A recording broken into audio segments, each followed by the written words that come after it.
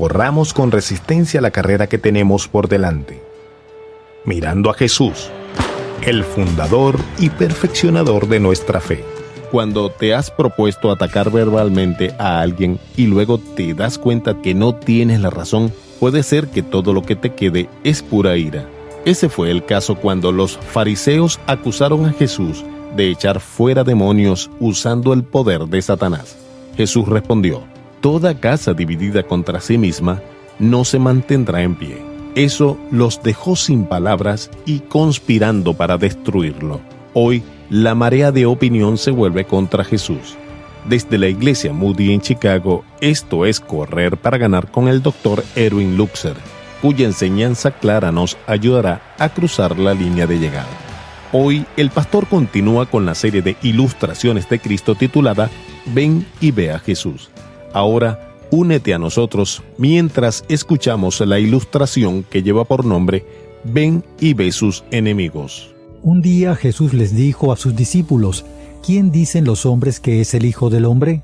Y ellos respondieron: unos Juan el Bautista, y otros Elías, pero otros Jeremías o alguno de los profetas. Y luego dijo: ¿y ustedes quiénes dicen que soy yo? Él no dijo: ahora dime, ¿les agrado? ¿O qué opinas de los milagros que he realizado? Muy bien, ¿verdad? Él dijo: ¿quién dicen ustedes que soy yo? Él estaba preguntando acerca de su persona. Ahora quiero que hoy sepas que tu respuesta a esa pregunta determina tu eternidad. ¿Quién dices tú que es Él? En Mateo capítulo 12, versículo 22, en el Nuevo Testamento, lo que estaba sucediendo era esto. Jesús realizó un milagro maravilloso y aquellos quienes lo rodeaban estaban tratando de determinar quién era Él. Ellos estaban tratando de responder esa pregunta: ¿quién dicen ustedes que soy yo? Mateo capítulo 12, versículo 22 nos dice: entonces le trajeron un endemoniado ciego y mudo, y lo sanó de manera que el mudo hablaba y veía. Ese hombre tenía dos problemas. En primer lugar, tenía un problema demoníaco. Estaba demoníacamente oprimido y tal vez inclusive poseído. Y hay algunos de ustedes que están escuchando este mensaje que entienden estas palabras de forma muy clara, porque están en la misma situación, llenos de condenación y odio para consigo mismos, y algunos de ustedes han luchado contra espíritus malignos, o pueden estar luchando contra ellos en este momento. El otro problema con ese hombre era que no podía hablar. Jesús curó ambos problemas, y eso fue verificable. Ellos podían verlo allí, y el versículo 23 dice: y todas las multitudes estaban asombradas, y decían: ¿acaso no es este el hijo de David? Ellos estaban tratando de determinar quién era Jesús. Esa expresión, hijo de David, en realidad se trata de un título mesiánico. Lo que estaban diciendo era: ¿podría ser este el Mesías? Y algunos de ustedes pueden estar haciéndose esa pregunta. Los fariseos, ellos eran la élite religiosa. A menudo los hacemos ver mal, pero ellos en muchas situaciones trataban de hacer las cosas lo mejor posible. Realmente odiaban a Jesús, y te diré por qué no les gustaba Jesús. En primer lugar, fue porque pisoteó algunas de sus tradiciones favoritas. A ellos no les gustó eso. La otra cosa fue porque Jesús a veces les hablaba como diciéndoles: «Oh, ¿qué deberíamos decir?». Jesús los juzgó, los llamó hipócritas. Él señaló el pecado que había en sus corazones y eso no les gustó. Así que entonces comenzaron a entrar en pánico, porque se estaba dando un levantamiento de personas que al menos se preguntaban si él era el hijo de David. ¿Podría ser que este sea el Mesías? Por lo tanto, esos fariseos, cuando vieron que eso estaba sucediendo, se encontraron en una situación en la cual inventaron una explicación de lo que estaban viendo. Y esto fue lo que dijeron. Ahora estoy en el versículo 24 en Mateo capítulo 12. Este no expulsa a los demonios sino por Belcebú, el príncipe de los demonios. Vaya, Belcebú era una deidad cananea y en realidad representaba a Satanás. Así que estaban diciendo: el milagro que acaban de ver, y nadie podría negar que allí sucedió un milagro, en realidad lo hizo el diablo. El diablo echó fuera a esos espíritus malignos, y fue el diablo quien hizo hablar al mudo. En realidad, en ese momento estaban bastante desesperados. Jesús en este contexto dio algunas razones por las cuales esa conclusión era falsa. Y si crees que esa conclusión es correcta, hoy quiero que sepas que es falsa. Y la razón que Jesús les dio a esas personas para creer en Él es la misma razón por la cual tú y yo deberíamos creer en Él. La primera razón, y la he titulado Un reino debe ser unificado, puede que no esté dicho de la mejor manera, pero esa es la esencia. Fíjate en lo que Jesús dijo en el versículo 25, Mateo 12:25. Por cierto, Jesús conocía sus pensamientos. ¿Tú sabías que Jesús conoce lo que estás pensando hoy? Dios te bendiga. Quizás hoy me estás escuchando con tu mente y corazón y te estás diciendo a ti mismo, «Oh Señor, háblame». Otros que también me están escuchando se están diciendo a sí mismos algo así como, «Me pregunto cuán aburrido va a ser esto». Y quizás haya otro que me está escuchando y se haya dicho a sí mismo, «No hay forma de que yo crea en este Jesús. Lo he rechazado antes y esta será la misma historia de siempre». Amigo, te digo que Jesús conoce lo que tú estás pensando. Y les dijo, «Todo reino dividido contra sí mismo es asolado, y toda ciudad o casa dividida contra sí misma no se mantendrá en pie». Si Satanás expulsa a Satanás, está dividido contra sí mismo. ¿Cómo puede entonces mantenerse en pie su reino? Tú sabes que el diablo hace muchas cosas destructivas. Él se extralimita y en realidad se hace daño a sí mismo con su extralimitación. A menudo es el maestro del caos. Le encanta el caos y a veces hay caos en su reino e inclusive en ocasiones fingirá exorcismo, pretendiendo que está echando fuera a un demonio. Ciertamente eso sucede con los falsos maestros, quienes pasan por ciertos encantamientos y fingen como si estuvieran echando fuera demonios, y da la impresión de que eso está funcionando, pero en realidad no está funcionando. Ahora bien, aquí tenemos la posición de Cristo, no te la pierdas. Él estaba diciendo que ni siquiera el diablo, o déjame decirlo positivamente, él estaba diciendo que inclusive el diablo era lo suficientemente inteligente como para saber que no podía ser él quien echara fuera a sus propios demonios, o su reino se derrumbaría. Hasta él sabe que, cuando haya una guerra civil dentro de su propio reino, él se verá debilitado y no podrá intentar enfrentarse a Jesucristo y a la Iglesia. Entonces Jesús dijo que el diablo no iba a echar fuera demonios, y eso es verdad, ¿no es así? El milagro que realizó Jesús fue tan directo, tan verificable, tan único y por lo tanto tan incuestionable que ellos no pudieron negarlo y decir que de alguna manera Satanás estaba haciendo lo que Jesús estaba haciendo era una total y absoluta tontería. Ese fue un acto de desesperación por parte de aquellos que estaban comprometidos a no creer. De hecho, Jesús los llevó un poco más allá en esa conversación y les dijo en el versículo 27, Mateo 12:27, «Y si yo expulso los demonios por Belcebú, ¿por quién los expulsan vuestros hijos? Por tanto ellos serán vuestros jueces, pero si yo expulso los demonios por el Espíritu de Dios, entonces el reino de Dios os ha llegado a vosotros». Fíjate en algo, la comunidad judía en esos días tenía sus propios exorcistas.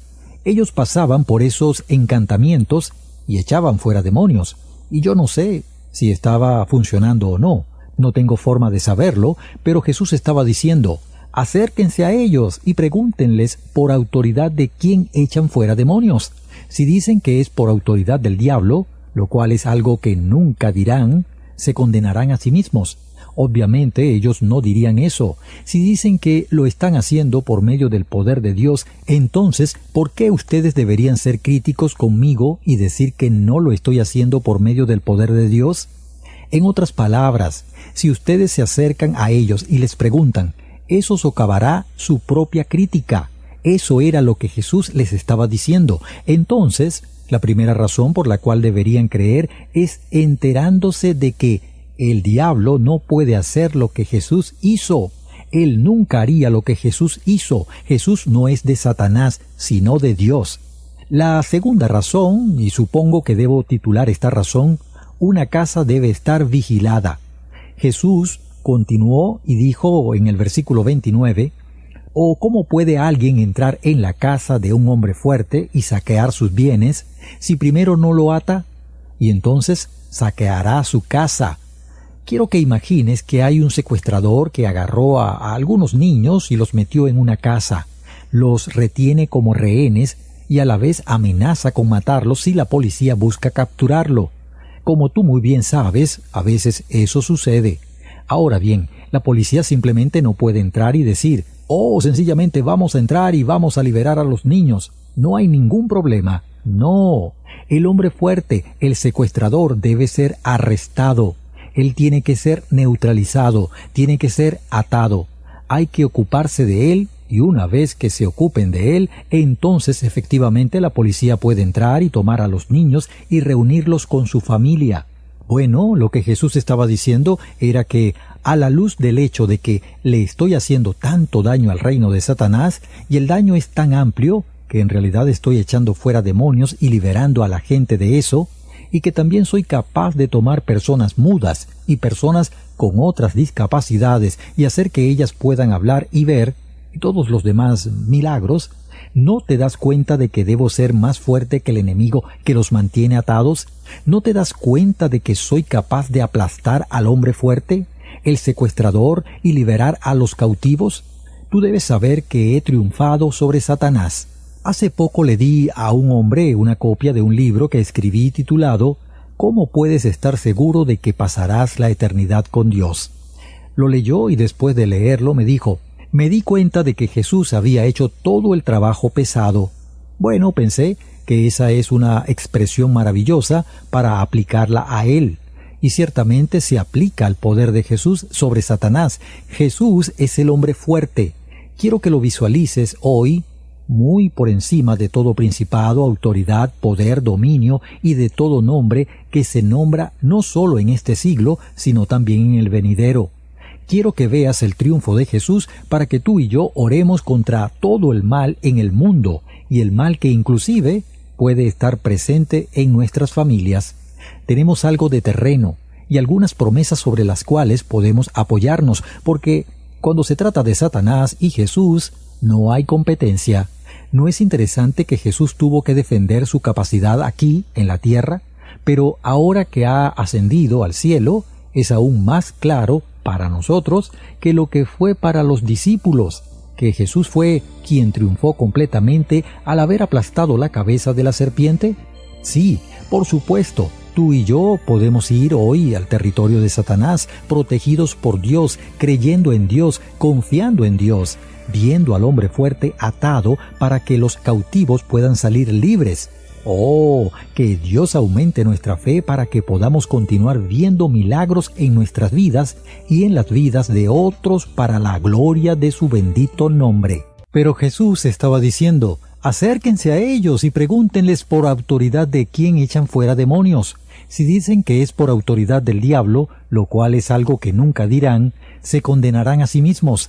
Obviamente, ellos no dirían eso.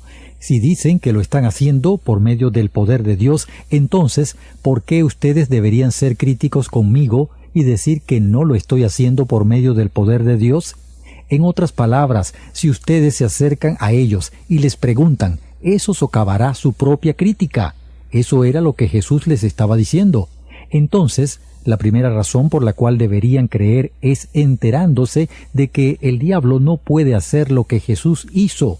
Él nunca haría lo que Jesús hizo. Jesús no es de Satanás, sino de Dios. La segunda razón, supongo que debo titular esta razón, una casa debe estar vigilada. Jesús continuó y dijo, en el versículo 29 del capítulo 12 de Mateo, «¿O cómo puede alguien entrar en la casa de un hombre fuerte y saquear sus bienes si primero no lo ata? Y entonces saqueará su casa». Quiero que imagines que hay un secuestrador que agarró a los niños y los metió en una casa, los tiene como rehenes y a la vez amenaza con matarlos si la policía busca capturarlo. Como tú muy bien sabes, a veces eso sucede. Ahora bien, la policía simplemente no puede entrar y decir, «Oh, sencillamente vamos a entrar y vamos a liberar a los niños». No hay ningún problema. No, el hombre fuerte, el secuestrador, debe ser arrestado. Él tiene que ser neutralizado, tiene que ser atado. Hay que ocuparse de él. Y una vez que se ocupen de él, entonces efectivamente la policía puede entrar y tomar a los niños y reunirlos con su familia. Bueno, lo que Jesús estaba diciendo era que, a la luz del hecho de que le estoy haciendo tanto daño al reino de Satanás, y el daño es tan amplio que en realidad estoy echando fuera demonios y liberando a la gente de eso, y que también soy capaz de tomar personas mudas y personas con otras discapacidades y hacer que ellas puedan hablar y ver, y todos los demás milagros. ¿No te das cuenta de que debo ser más fuerte que el enemigo que los mantiene atados? ¿No te das cuenta de que soy capaz de aplastar al hombre fuerte, el secuestrador, y liberar a los cautivos? Tú debes saber que he triunfado sobre Satanás, y Jesús ha triunfado sobre Satanás. Ya para ese entonces, él tenía poder sobre Satanás solamente en términos de poder, y luego, después de la cruz, no solo tuvo poder, sino que tuvo autoridad moral, ya que había destruido la capacidad de Satanás para reclamar ciertos derechos. Y entonces Jesús dijo aquí que tú tienes que entender que él había atado al hombre fuerte, había llegado a aquellos a quienes Satanás había tomado como rehenes, y eso probaba que era más fuerte que el secuestrador. Hay una tercera razón por la cual Jesús entró en esto, y es que él estaba diciendo que un gobernante debe ser servido.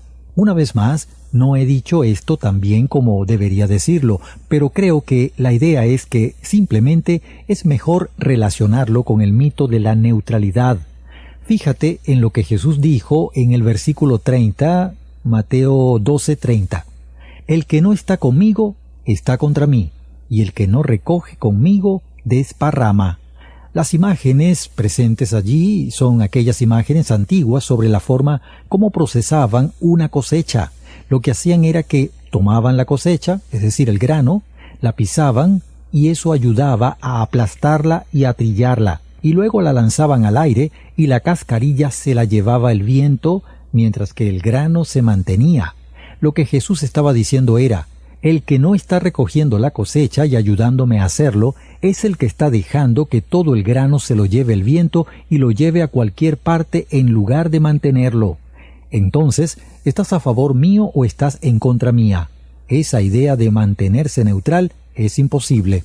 Quiero decir esto claramente, y es que si no le perteneces a Dios, eres enemigo de Dios. No hay neutralidad con respecto a Jesús.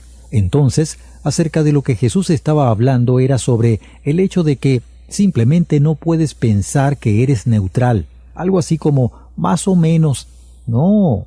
Para ilustrar la seriedad de esto, Jesús continuó y habló acerca de un pecado imperdonable. Este es un asunto muy serio, amigos. Mateo capítulo 12, versículo 31, dice: Por eso les digo, que todo pecado y blasfemia será perdonado a los hombres, pero la blasfemia contra el Espíritu no será perdonada. Y a cualquiera que diga una palabra contra el Hijo del Hombre se le perdonará, pero al que hable contra el Espíritu Santo no se le perdonará, ni en este siglo ni en el venidero. Correr para ganar es un ministerio para ayudarte a encontrar y a seguir el plan de Dios para la carrera de tu vida. Te presentamos la enseñanza bíblica para que puedas conocer a Jesús y seguirlo en cada paso del camino. Búscanos en Facebook y en Twitter, Correr para Ganar. Repito, Correr para Ganar. O escribe a correr@transmundial.org. El número telefónico en los Estados Unidos es 1-919-460-3743. 1-919-460-3743. Esto es Correr para Ganar, un ministerio de la Iglesia Moody.